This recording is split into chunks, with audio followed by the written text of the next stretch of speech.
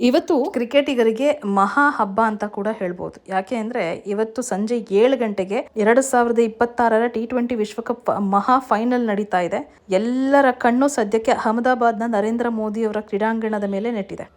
1 ಲಕ್ಷಕ್ಕೂ ಅಧಿಕ ಮಂದಿ ಸೇರುವಂತಹ ಗ್ರೌಂಡ್ ಅದು.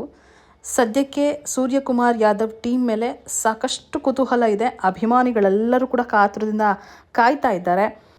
ಇನ್ನು 2.5 ವರ್ಷಗಳ ಹಿಂದೆ ಇದೇ ಗ್ರೌಂಡ್ನಲ್ಲಿ ನಡೆದಿದ್ದಂಥ ಏಕದಿನ ಕ್ರಿಕೆಟ್ ವಿಶ್ವಕಪ್ ಫೈನಲ್ನಲ್ಲಿ ಭಾರತ ಗೆಲುವಿನ ನಗೆ ಬೀರೋದಕ್ಕೆ ಆಗಿರಲಿಲ್ಲ. ಸೊ ಈಗ ಕಹಿಯನ್ನು ಮರೆಸಿ ಗೆಲುವಿನ ದಾಖಲೆ ಬರೆಯುವಂಥ ತವಕದಲ್ಲಿ ಭಾರತ ತಂಡ ಇದೆ. ಹಾಗೆ ಅವರ ಅಭಿಮಾನಿಗಳು ಕೂಡ ಕಾತರದಿಂದ ಕಾಯ್ತಾ ಇದ್ವಿ, ನನ್ನನ್ನು ಸೇರಿಸಿ. ಈಗ ಸದ್ಯಕ್ಕೆ ಭಾರತಕ್ಕೆ 2 ದಾಖಲೆ ಬರೆಯುವಂಥ ಅವಕಾಶ ಇದೆ. ಒಂದು, ಸತತವಾಗಿ 2ನೇ ಟ್ರೋಫಿ ಮತ್ತು ತವರಿನ ಅಂಗಳದಲ್ಲಿ ಗೆದ್ದ ಮೊದಲ ತಂಡ ಅನ್ನುವಂಥ ಹೆಗ್ಗಳಿಕೆ. ಮತ್ತೊಂದು, 1 ಲಕ್ಷಕ್ಕೂ ಹೆಚ್ಚು ಪ್ರೇಕ್ಷಕರು ಸೇರುವಂಥ ಈ ಕ್ರೀಡಾಂಗಣದಲ್ಲಿ ದಾಖಲೆ ಬರೀತಿದ್ದಾರೆ. ಅದು ಕೂಡ ಒಂದು ವಿಶಿಷ್ಟವಾದಂಥ ಸಾಧನೆ ಅಂದರೂ ತಪ್ಪಾಗೋದಿಲ್ಲ.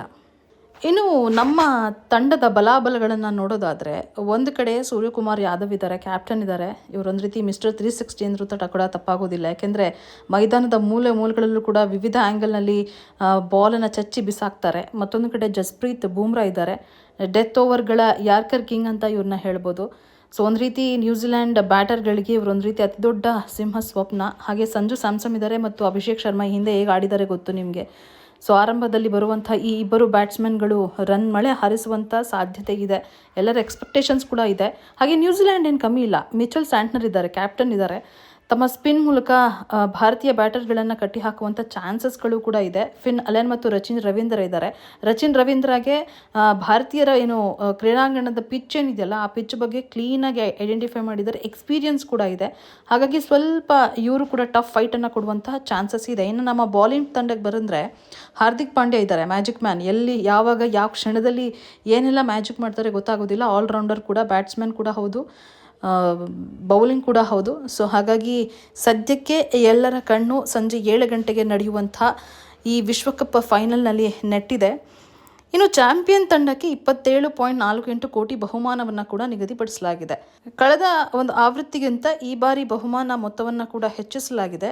ರನ್ನರ್ ಅಪ್ ತಂಡಕ್ಕೆ 14.65 ಕೋಟಿ, ಹಾಗೆ ಸೆಮಿಫೈನಲಲ್ಲಿ ಸೋತ ತಂಡಗಳಿಗೆ ಈಚ್ ಟೀಮ್ಗೆ 7.24 ಕೋಟಿ ಕೊಡ್ತಾರೆ.